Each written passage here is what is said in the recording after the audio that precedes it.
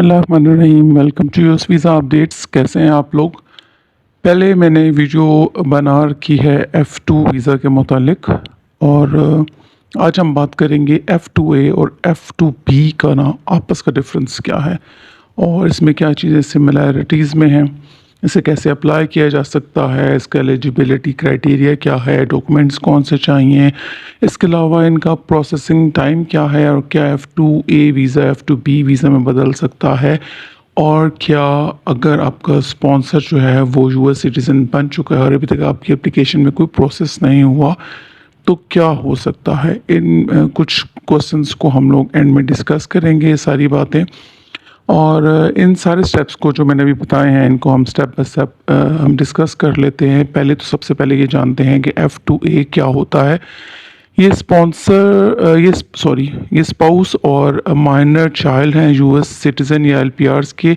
Minor से मुराद वो बच्चे होते हैं जो 21 साल से कम उम्र के होते हैं, और F2B जो हैं वो गैर शादीशुदा बच्चे हैं जो 21 साल से ज़ायद उम्र के हैं।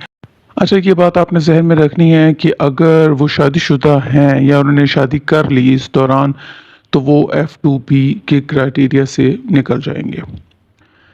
अच्छा, अब ये है कि कुल वीज़ाज जो हैं वो तकरीबन 1,14,200 वीज़ा होते हैं F2 के लिए, जिसमें से 70% जो होता है वो F2A के लिए होता है और 30% जो होता है वो F2B के लिए होता है। यानी F2B के लिए 79,900 वीज़ाज हैं मुख्तस किए गए हैं सालाना पर ईयर, और F2B के लिए 34,200 वीज़ा जो हैं वो पर ईयर जो है वो मुख्तस किए जाते हैं। अब एलिजिबिलिटी क्या है, कौन है जो इन शराइत पे पूरा उतरता है, यानी एप्लीकेंट्स कौन हो सकते हैं। तो F2A के केस में वो बच्चे जो 21 साल से कम उम्र हैं, जो गैर शादीशुदा हैं और जिनका स्पॉन्सर ये सबूत दे सके कि अपने बच्चों के साथ उनका रिश्ता क्या है, मतलब वो उसके इनके हकीकी बच्चे हैं। F2B में सबूत ये देना है कि दरख्वास्त दहिंदा यानी पटिशनर यूएस की शहरी का बच्चा है, और सबूत ये भी देना है कि बच्चा जो है वो 21 साल से बड़ा हो चुका है, और इसके अलावा तीसरा सबूत ये देना है कि ये बच्चा जो है वो अभी तक गैर शादीशुदा है। अब कौन है जो इन शरात को पूरा कर सकता है, यानी पटिशनर की बात कर लेते हैं।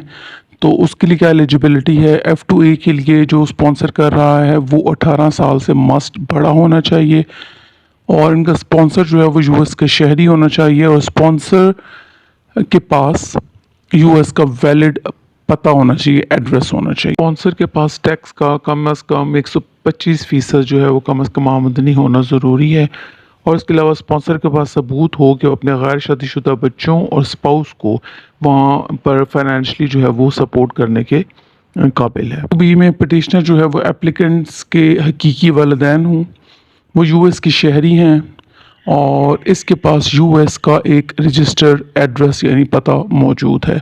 अप्लाई कैसे करना है दोनों का यहाँ डिस्कस करूँगा। तकरीबन दोनों का एक जैसा है, जहाँ फ़र्क होगा तो उसको मेंशन कर दूँगा कि F2A के लिए ये रिक्वायरमेंट है और F2B के लिए ये रिक्वायरमेंट है। तो पहले बात कर लेते हैं कि जो LPR है जो पिटिशन फ़ाइल करेगा USCIS के पोर्टल में जाके जो आपको फ़ाइल करनी है, तो वहाँ पे I-130 फॉर्म सबमिट कराना है। और अब यहाँ ये बात कर लेंगे कि F2A वाले अपने स्पाउस और माइनर बच्चों के बिहाफ पे पिटिशन फ़ाइल करेंगे, और F2B वाले अपने गैर शादीशुदा बच्चों के बिहाफ पर ये पिटिशन फ़ाइल करेंगे। जब पिटिशन मंजूर हो जाएगी तो ये दोनों दूसरे मरहले में चले जाएंगे। दूसरे मरहले में वीज़ा बुलेटिन के चार्ट B में करंट होने का इंतज़ार करेंगे। जब प्रायोरिटी डेट आपकी करंट होगी तो एनवीसी आपसे डॉक्यूमेंटेशन की फ़र्दर जमा कराने के बारे में कहेगा, यानी वो सारे मराइल शुरू हो जाएंगे, DS-260 फॉर्म वगैरह जमा कराना, ये सब कुछ।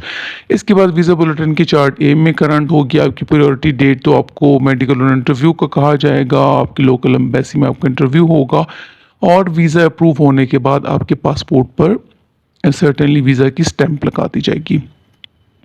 डॉक्यूमेंट्स अब F2A और F2B में क्या फ़र्क है और कौन कौन से एक्स्ट्रा डॉक्यूमेंटेशन इनके लिए चाहिए होंगे, तो पहले हम बात कर लेते हैं साथ साथ के दोनों में जो हमें चाहिए, और फिर बाद में हम एक्स्ट्रा के लिए भी बात कर लेते हैं।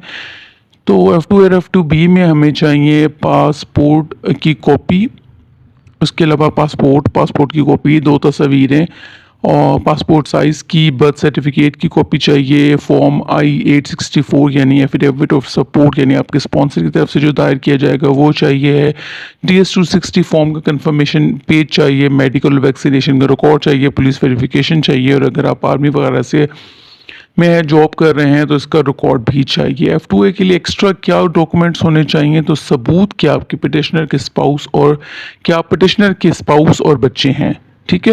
اگر کوئی پہلے شادی کی تھی اور ختم ہو گئی تھی تو اس کا ثبوت یعنی ڈیورس سرٹیفکیٹ۔ F2B کے لیے اب ایکسٹرا کیا چاہیے ہے؟ ثبوت کہ آپ کا پٹیشنر سے کیا رشتہ ہے اور یہ ثبوت کہ آپ غیر شادی شدہ ہیں۔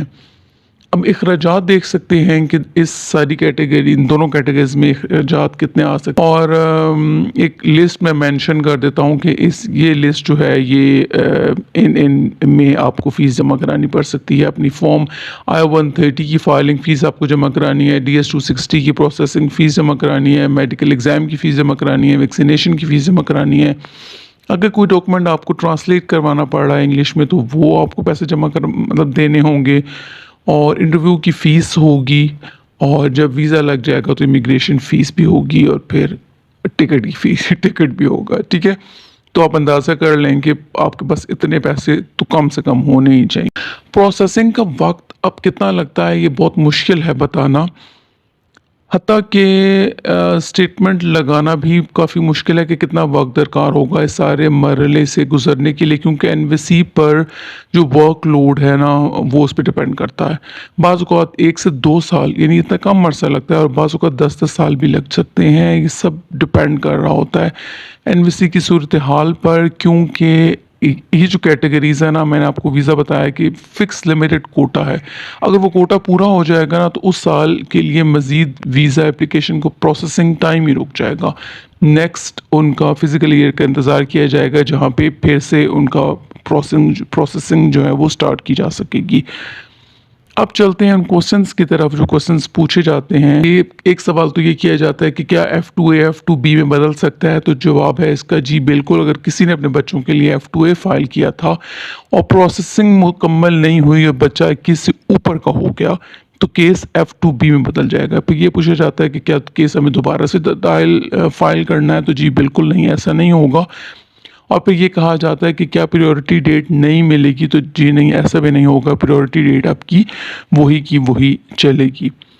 اور اس کے علاوہ یہ ہے، یہ کوسچن کیا جاتا ہے کہ اگر ہم نے درخواست جمع کرا دی ہے اور وہ آگے بڑھنے سے پہلے ہی جو پٹیشنر ہے وہ امریکہ کا سٹیزن بن گیا، یعنی درخواست ابھی آگے نہیں گئی، کوئی نوٹس آف ایکشن نہیں آیا، کچھ ابھی فردر کام نہیں ہوا، تو اب کوئی اور بینیفٹ ہم حاصل کر سکتے ہیں؟ تو جی بالکل، آپ کچھ اور بینیفٹ بھی حاصل کر سکتے ہیں اگر ابھی تک اس کے اوپر کوئی کارروائی سٹارٹ نہیں ہوئی تو، اور آپ امریکن سٹیزن بھی بن چکے ہیں تو اس صورتحال میں جو ہے وہ پٹیشنر ایک فائدہ اٹھا سکتا ہے کہ وہ نئی پٹیشن دائر کر دے امیجیٹ ریلیٹو کی، اور امیجیٹ ریلیٹو کے طور پہ وہ ان کو بلا سکتا ہے۔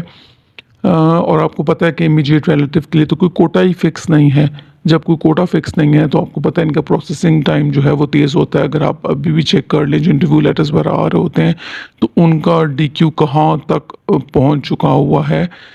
تو یہ کچھ چیزیں تھیں جو میں نے آپ کے ساتھ ڈسکس کی ہیں، امید ہے کہ آپ لوگوں کو اچھی لگی ہوں گی۔ اپنے اور اپنے گھر والوں کا خیال رکھیں، اجازت دیجیے، خدا حافظ۔